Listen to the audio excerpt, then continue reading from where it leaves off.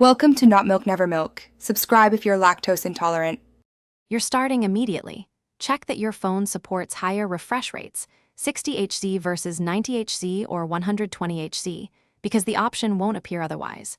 Once confirmed, make sure battery isn't critically low, as some phones hide performance settings under Power Saver.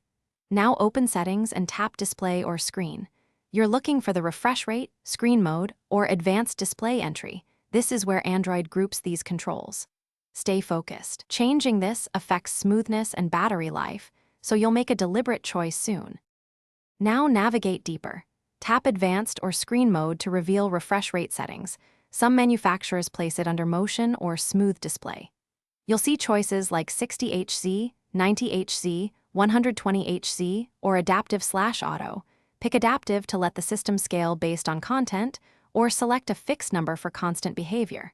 Make this decision based on whether you prioritize battery life or smoothness. Once you choose, the change applies immediately. If animations feel off, restart the device to ensure. Finish by testing. Scroll through apps, play a game, and watch video to confirm the display runs at the selected rate.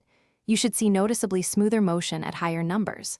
If transitions or animations seem inconsistent, restart the phone to reset compositor timing and app processes.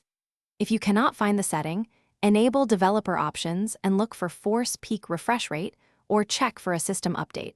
Sometimes manufacturers hide features behind firmware. That troubleshooting tip solves most missing option cases quickly.